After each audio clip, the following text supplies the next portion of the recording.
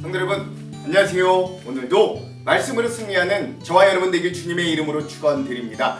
에베소서 여행 우리 함께 은혜로 떠나가길 소망합니다. 어제 내용을 잠깐 기억해 볼게요. 어제는 우리가 2장의 후반부를 함께 나눴습니다. 구원받은 성도가 모인 교회 공동체는 어떤 곳인가? 2장의 전반부는 그 교회를 이루는 성도, 즉 구원받은 성도의 지위는 어떤가를 살펴봤다면, 후반부는 그런 성도들이 모인 교회 공동체는 어떤 것인가 우리와 함께 좀 나눴는데, 먼저 첫 번째 은혜는 뭡니까?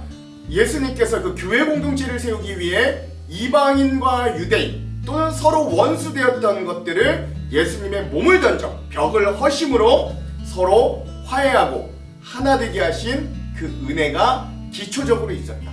그 화해의 은혜 위에 세워진 공동체가 교회다 라고 이야기했고요. 두 번째, 그리고 또 하나, 다양한 사람들, 다양한 출신들, 다양한 성별들, 다양한 사람들이 모여있지만, 그러나 그들이 교회라는 곳에서 하나 될 수 있는 건 그 근본 동력은 누가 계시기 때문이에요? 한 성령이 계셔서 그 성령이 우리가 제일 예배당 앞에 있는 십자가를 함께 바라보게 하심으로, 다른 곳에서 왔으나 출신과 생각과 지식과 재산 정도와 수많은 것들이 다 다르지만 그래도 우리가 한 예수 그리스도를 동시에 보게 함으로 우리 교회를 하나로 일치를 이루게 하는 한 성령이 동력이 되심도 함께 나눴고요. 세 번째, 그러므로 교회 공동체란 그런 예수 그리스도를 모퉁이 돌로 삼아 함께 성장하고 함께 지어져가는 공동체다 라고 바울이 이야기했습니다. 그래서 이런 우리가 오늘날 역시 교회 공동체를 생각할 때 이런 성령으로 하나 되는 공동체, 서로 지어져가는 공동체, 예수 그리스도를 모퉁이 돌로 삼는, 그리고 원수된 것에 벽을 허무는 그런 공동체로 삼아야 하겠다. 우리 지난 시간 이런 내용들 함께 나눴습니다. 자, 오늘부터 우리 에베소서 3장을 함께 볼 겁니다. 그래서 오늘은 에베소서 3-1의 시간이고요. 분량은 3장의 전반부인 1절부터 13절까지 오늘 함께 보겠습니다. 제목을 짓자면 은혜 가운데 거하는 지극히 작은 자라고 이 제목을 지어봤고, 왜냐하면 오늘은 바울의 자기 간증이 등장하기 때문에 그렇습니다. 교회란 무엇인가를 이야기하고 이 교회를 위해서 중보기도하기 전에 바울은 그 사이 오늘 본문의 말씀을 통해 자기의 간증으로 하나님의 구원의 비밀이 어떤 것인가를 또 알려주는 부분이기도 해요. 자, 그럼 오늘 이 부분에 대한 두 가지 맥을 짚어보고 맥에 따라 내용과 주안점을 한번 살펴봅시다. 자, 먼저 첫 번째 맥. 자, 오늘 말씀에 보면 하나님의 구원의 비밀, 경륜이라고도 하는데, 하나님의 구원의 비밀을 바울이 설명하기 위해 자기 간증을 하는 바울의 말을 한번 잘 살펴보시기를 바랍니다. 어떤 의미들인가. 둘째, 이 하나님의 경륜, 구속의 비밀은 약하고 작은 자를 어떻게 세워서 사용하시는가, 이것도 한번 우리 바울의 간증을 통해 깊이 묵상해보는 그런 시간 되기를 바랍니다. 이 두 가지 맥을 짚으면서 오늘 내용과 주안점 함께 들어가 보도록 할게요. 먼저 내용을 봅시다. 자, 오늘 3장 전반부의 내용은 이방인의 구원과 관련된 교회의 비밀을 계시하는 그런 바울의 모습을 함께 볼 수 있습니다. 바울은 먼저 이방인의 구원을 위한 하나님의 경륜, 자기를 변화시킨 하나님의 섭리, 비밀을 이렇게 이야기합니다. 그러므로 이방 사람 여러분을 위하여 그리스도 예수의 일로 갇힌 몸이 된 나 바울이 말합니다. 하나님께서 여러분을 위하여 일하도록 나에게 이 직분을 은혜로 주셨다는 걸 여러분은 이미 들었을 줄 압니다. 하나님께서는 나에게 그 비밀을 계시로 알려주셨습니다. 그것은 내가 이미 간략하게 적은 바와 같습니다. 여러분이 그것을 읽어보면 내가 그리스도의 비밀을 어떻게 이해하고 있는지를 알게 될 것입니다. 지나간 다른 세대에서는 하나님께서 그 비밀을 사람의 아들들에게 알려주지 아니하셨는데, 지금은 그분의 거룩한 사도들과 예언자들에게 성령으로 계시하여 주셨습니다.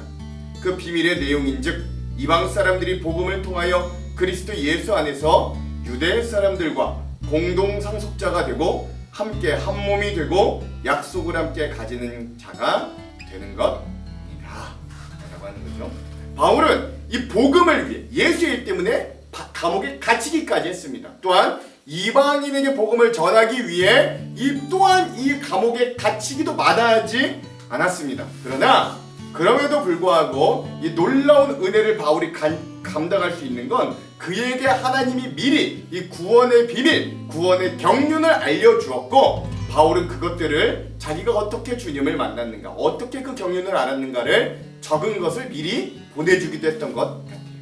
아무튼 하나님은 그렇게, 예수님은 그렇게 성령을 통해 우리들에게 조명하여 주셔서 하나님의 그 놀라운 복음의 비밀을 우리들에게 깨닫게 하시고 알게 하여 주시는 분으로 바울은 소개합니다. 그래서 그 조명하심을 통해 깨닫게 된 우리도, 그래서 그 예수를 받아들이면 하늘의 상속자가 된다. 오늘 이 부분에 대해서 이따가 주안점에서 함께 좀 나눠보도록 할게요. 그 이후에 바울은 그 경륜의 비밀 가운데서도 자기가 예수님께 받았던 소명과 사명이 이렇다라고 이야기를 계속 이어갑니다.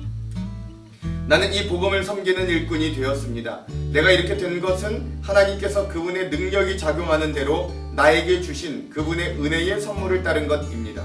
하나님께서 모든 성도 가운데서 지극히 작은 자보다 더 작은 나에게 이 은혜를 주셔서 그리스도의 헤아릴 수 없는 부요함을 이방 사람들에게 전하게 하시고, 만물을 창조하신 하나님 안에 영원 전부터 감추어져 있는 비밀의 계획이 무엇인지를 모두에게 밝히게 하셨습니다. 라고 하는 거죠. 즉, 그러므로 바울은 이 만물을 창조하신 하나님 안에서 이방인에게 그 복음을 전하도록 영원부터 감추어져 있던 하나님의 비밀의 계획을 깨닫고 그렇게 복음을 섬기는 일꾼, 사도가 되었다.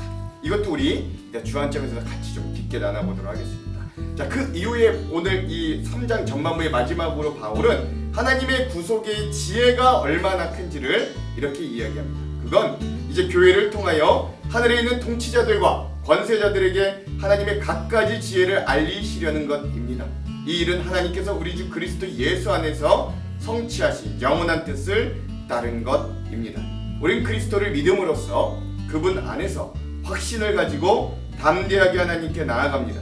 그러므로 여러분을 위하여 당하는 나의 환난을 보고서 여러분이 낙심하는 일이 없기를 바랍니다. 내가 당하는 환난은 여러분에게는 영광이 됩니다. 라고 이어지죠. 그러니까 바울은요, 이 하나님의 구원의 경륜을 얻은 자로서, 왜 예전에는 어떤 자였어요? 그리스도인들을 박해하고 심지어 죽기까지 했던 그런 흉악한 자였으나, 그런 유대교에 열심히 있는 자였으나, 이제는 그 그리스도의 경륜, 비밀, 구원의 비밀을 알고 이제는 그 구원을 전하는 자가 되었다. 그러니 나는 그런 구원의 경륜을 깨달아 이렇게 감옥에 갇혀 있어도 나를 위해 걱정하지 마십시오. 나는 이 환난은 오히려 여러분들에게 영광이 됩니다. 이 갇혀 있는 바울이 자유인인 이 에베소 지역의 교회들과 성도들을 오히려 위로하기까지 하는 이 놀라운 구원의 경륜을 이야기해주고 있는 거예요. 이 부분도 이따가 우리 주안점에서 함께 더 깊게 나눠보도록 하겠습니다. 자, 그럼 오늘 이 부분 에베소 3장 전반부의 핵심 구절을 한번 나눠볼게요. 두 군데입니다. 8절에서 9절, 13절. 먼저 8절에서 9절입니다. 모든 성도 중에 지극히 작은 자보다 더 작은 나에게 이 은혜를 주신 것은 측량할 수 없는 그리스도의 풍성함을 이방인에게 전하게 하시고, 영원부터 만물을 창조하신 하나님 속에 감추었던 비밀의 경륜이 어떠한 것을 드러나게 하려 하심이라. 아멘. 13절입니다. 그러므로 너희에게 구하노니 너희를 위한 나의 여러 환난에 대하여 낙심하지 말라. 이는 너희의 영광이니라. 아멘. 그렇죠? 그래서 오늘 아주 작은 자였어요. 그렇죠? 복음으로 치면 그리스도인들을 박해하고 그런 괴수 중에, 죄인 중에 괴수 같은 바울 나를 하나님은 감추었던 비밀을 알게 하시고 그 경륜을 깨닫게 하심으로 사도와 일꾼을 삼았던 감격이 너무 크므로 내가 이렇게 감옥에 갇혀 있어도 여러분 나를 위해 걱정하거나 그 너무 마음 아파하지 마십시오. 오히려 위로하는 이 바울의 말씀들을 오늘 말씀 핵심 구절로 삼아 보았습니다. 자, 여러분 이 부분, 우리 이 부분에 대한 주안점 세 가지를 함께 나누고 말씀을 읽어볼게요. 첫 번째, 자, 에베소서에서 계속해서 바울은 교회가 어떤 공동체인지, 그리고 그 교회를 위하여 두 번째 중보기도를 이제 내일 우리 3장 후반부만 할 건데, 두 번째 중보기도를 하기 전에 바울은 오늘 본문의 말씀을 통해 하나님의 섭리와 계획 중에 자기를 이방인의 사도로 세우신 그 하나님의 구원의 경륜에 대해서 바울의 자기 고백의 말씀을 이렇게 합니다. 1절, 이러므로 그리스도 예수의 일로 너희 이방인을 위하여 갇힌 자 된 나 바울이 말하거니와. 아멘. 바울은 자신이 이 이방인에 대한 사도로 부름을 받고 그것을 위해 옥에까지 갇혔다고 이야기를 합니다. 물론 큰 의미에서 보면 바울은 꼭 이방인뿐만이 아니라 복음과 예수 그리스도를 전파했다는 이유로 감옥에 갇힌 것이지만, 좀 더 세세하게 살펴보면 이 바울을 감옥에 집어넣은 사람들은 주로 유대인들이었던 거예요. 즉 유대교인들은 유대교를 어지럽힌다는 이유로 예수를 전하는 바울을 극도로 증오하였습니다. 그리고 또 하나, 이 유대인들이 바울을 그렇게 미워했던 이유 중에 하나는 바로 바울이 그 복음을 이방인들에게 전파했기 때문이에요. 즉 믿음의 혈통성과 순혈성이 바울로 인하여 탁해진다라고 봤던 거죠. 그러므로 1절에 바울이 너희 이방인을 위하여 내가 갇혔다는 말은 말 그대로 사실입니다. 그러나 이 모든 것은 바울의 생각으로 시작된 게 아니라 뭐로부터? 하나님의 구원의 경륜, 은혜의 경륜으로부터 시작됐다고 바울은 밝히는 거죠. 2절에서 4절, 너희를 위하여 내게 주신 하나님의 그 은혜의 경륜을 너희가 들었을 터이라. 곧 계시로 내게 비밀을 알게 하신 것은 내가 먼저 간단히 기록함과 같으니 그것을 읽으면 내가 그리스도의 비밀을 깨달은 것을 너희가 알 수 있으리라. 아멘. 그렇죠. 여기서 말하는 그 바울이 전에도 내가 적었다라고 말하는 이 바울이 겪은 그 은혜의 경륜은 바로 다메섹에서부터 시작되었는데, 그날로 열혈 청년 사울은 그리스도인들을 잡으려고 다메섹으로 가던 도중 예수 그리스도를 길가에서 만나게 되잖아요.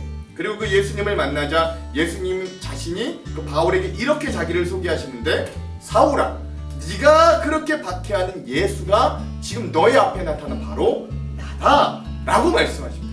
그 이후에 예수님은 바울에게 만나자마자 소명을 주시는데, 그 말씀이 사도행전 9장 15절 16절이거든요. 한번 읽어볼게요.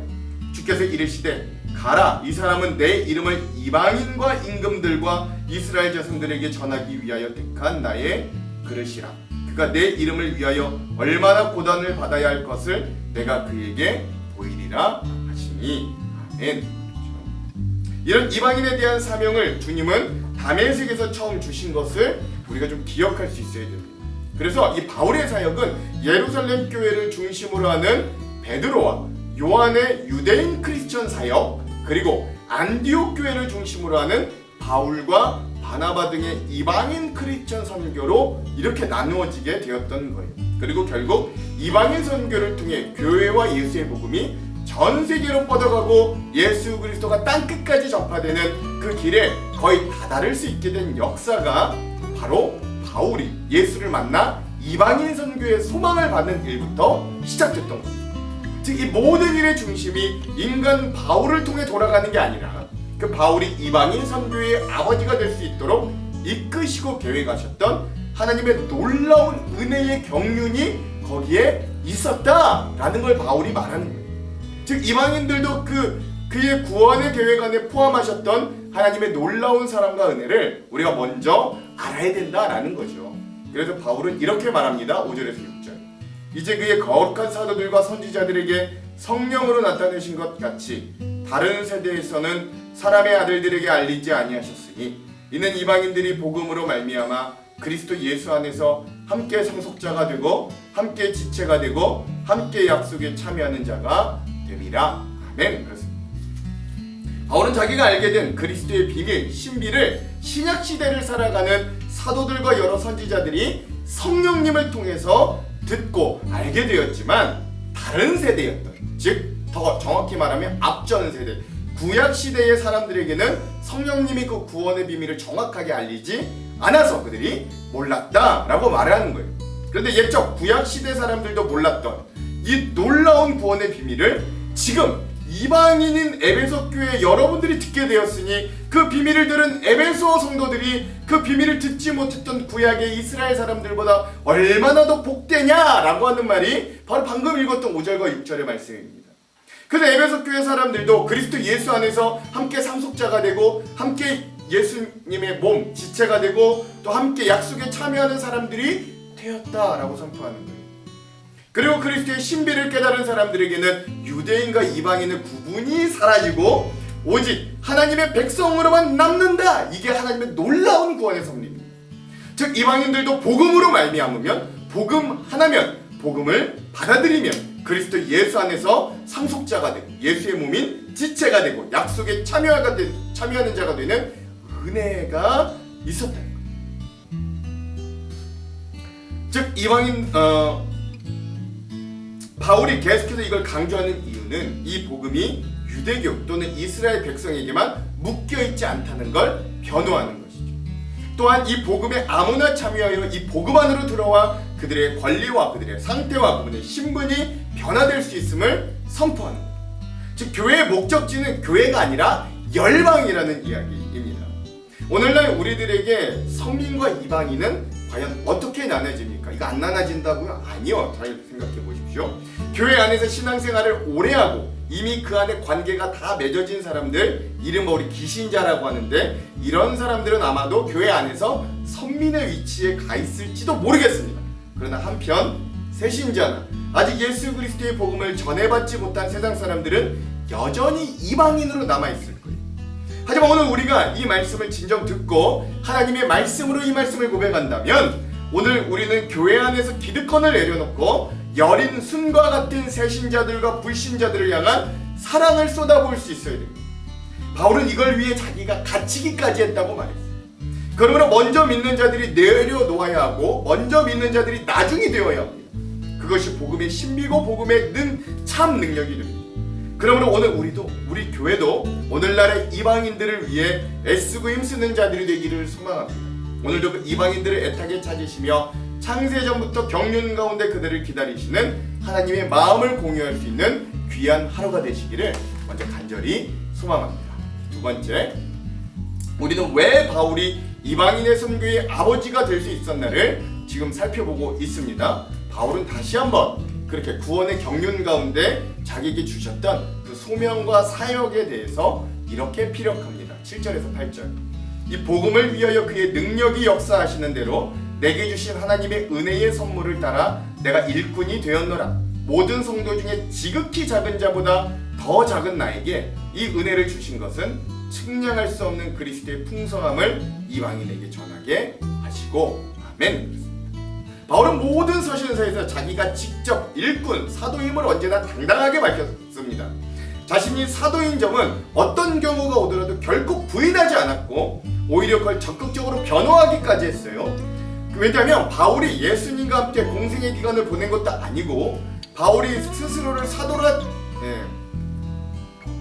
그랬음에도 불구하고 바울이 스스로를 사도라고 치겠던 이유는 바로 그가 다메섹 석상에서 예수님을 직접 보고 직접 만나기 때문에 그렇습니다. 근데 여러분 생각해 보십시오. 사도라는 말의 가장 중요한 의미는 증인이라는 뜻이 가장 큰데, 그 예수를 믿는 자들을 박해하려고 가던 열혈 청년 사울이 그가 박해하려던 예수를 직접 만나 고꾸라지는 경험을 하고 인생이 180도 바뀌어 그가 가고자 했던 인생의 방향이 정반대의 방향으로 전향하였으니 이건 참으로 놀라운 일이 아닐 수 없습니다.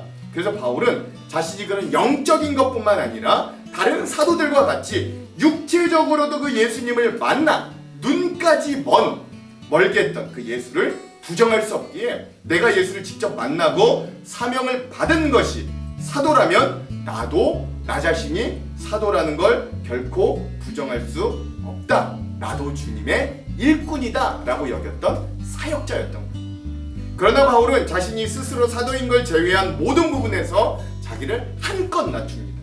오늘 말씀 8절에서도 자기를 소개하기를 나는 지극히 작은 자보다 더 낮은 자라고 했어요. 다른 바울의 서신서들에 보면 바울은 자기를 10달도 못 채운 팔싹둥이 같은 자가 나다. 때로는 내가 죄인 중에 괴수다. 이 사망의 권세에서 나는 곤고한 자다 라고 스스로를 평가하기도 합니다. 이런 표현을 빌리자면 이건 겸손을 넘어 바울 자신에 대한 학대가 아닐까 싶을 정도로 아주 가혹한 자기 비하 같은 평가이기도 한 거예요. 하지만 바울이 이렇게 이방인의 사도로서 그리고 자기를 굉장히 낮게 이야기하는 데는 복음을 통한 겸손함뿐만 아니라 특별한 이유가 있습니다. 그건 먼저 그는 예수님을 만나기 전에 그리스도인들을 핍박하였던 자로서의 죄책감과 마음의 빛이 항상 있었기 때문이에요. 여러분 상상해 보십시오. 바울이 선교를 하려 다니면서 또는 예루살렘 교회를 다니면서 그가 만났던 크리스천 중에 자기가 감옥에 가두거나 때론 스데반과 같이 죽음에 이르게 했던 피해자들이나 그의 가족들을 만날 일이 없었겠습니까? 아니요. 종종 있었을 겁니다. 그가 지금 많은 교회를 세우고 복음을 위해 수고한다고 한들 바울도 한 사람의 감정과 마음을 가진 사람인데 어떻게 그 마음의 빛을 훌훌 털어버릴 수 있겠습니까? 그리고 둘째는 바로 바울이 가진 육체적 가시도 있었다는 거예요.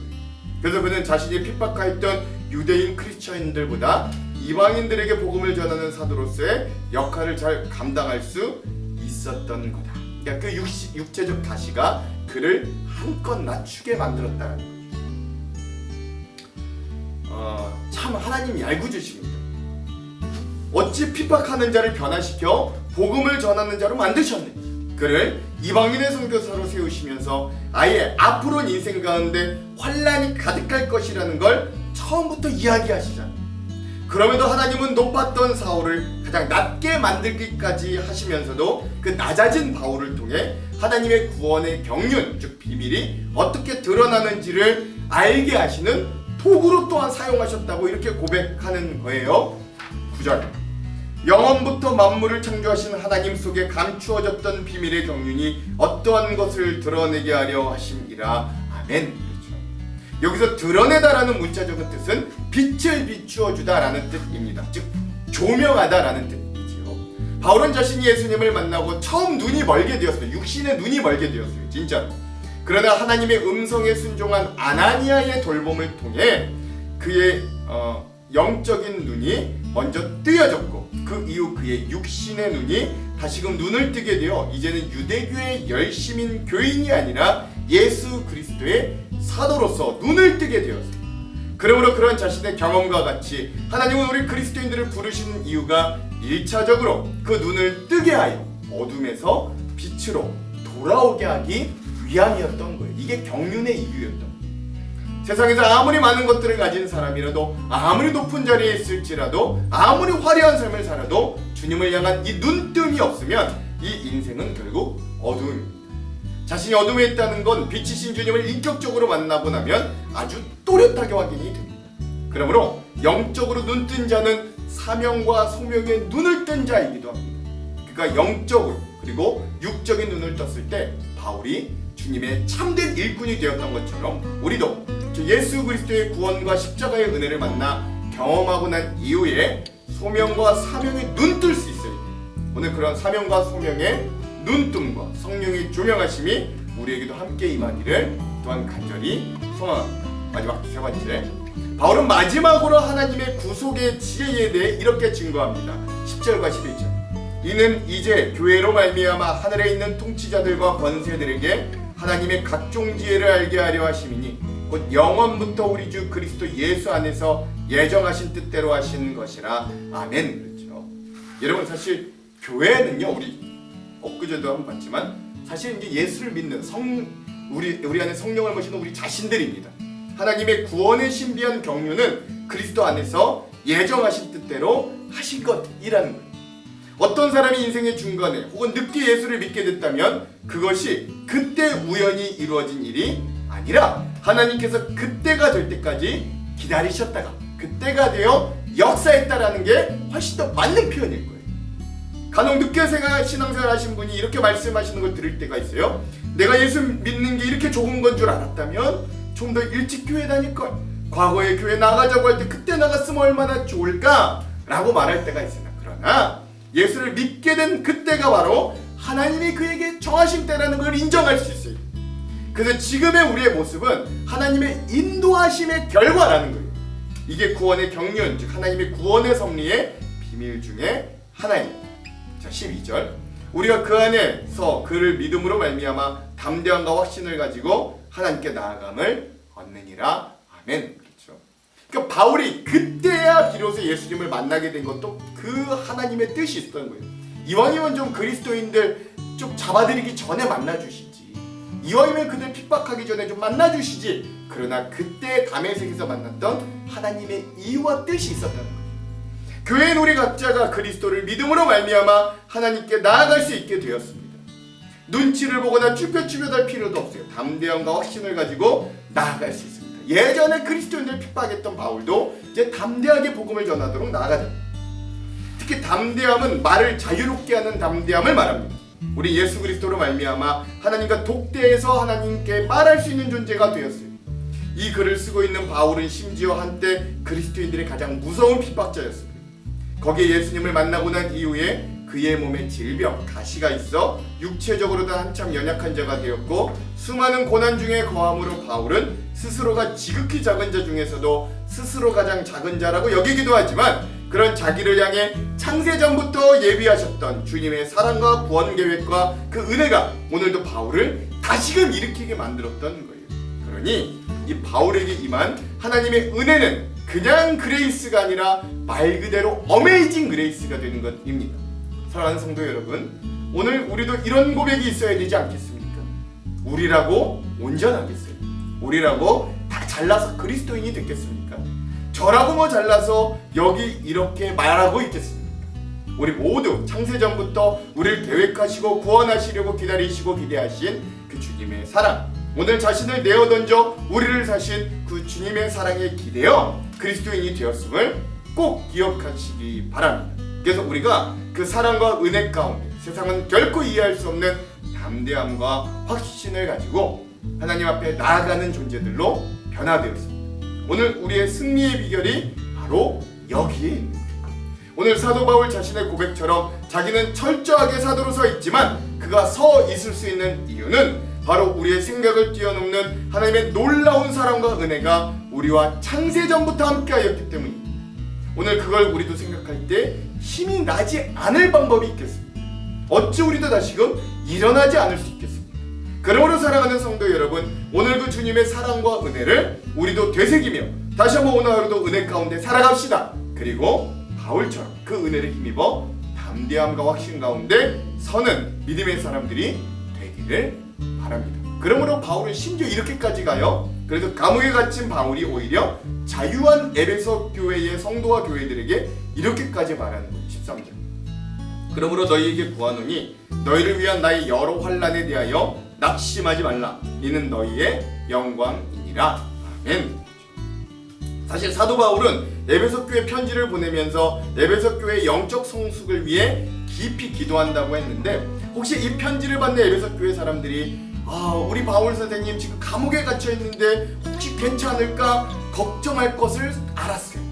그래서 바울이 또한 이런 고백을 하는 거죠. 나는 언제나 낮은 자였고 언제나 고난 중에서도 이 복음을 포기하지 않았으니 감옥에 갇힌 나를 너무 걱정하지 말라 라고 하는 위로입니다. 갇힌 자가 자유자들을 오히려 위로하고 있는 이 상황을 여러분 기억하십시오. 이게 어떻게 가능합니까? 사도 바울은 이미 예수를 만나고 난 이후부터 자신의 사역의 길이 고난이 가득할 것이라는 걸 예상하고 있었을 거예요. 예수님이 그렇게 말했거든요. 하지만 그 환난을 당하면서 때로 복음 전하는 일의 대가로 여기기도 했지만 한편으로는 내가 이렇게라도 내가 핍박하였던 예전 그리스도인들에게 복음의 빛을 갚는다는 마음도 있었을 겁니다. 바울은 이렇게 처절하게 복음을 전하였어요. 감옥에 갇혀있는 것도 아무것도 아니게 여길 정도로 말입니다. 그러나 바울에게는 그런 처절함만 있지도 않았습니다. 그 가운데서도 바울을 바울되게 하신 하나님의 은혜의 경륜이 훨씬 더 컸어요. 그 은혜를 알려주신 은혜가 훨씬 더 깊었어요.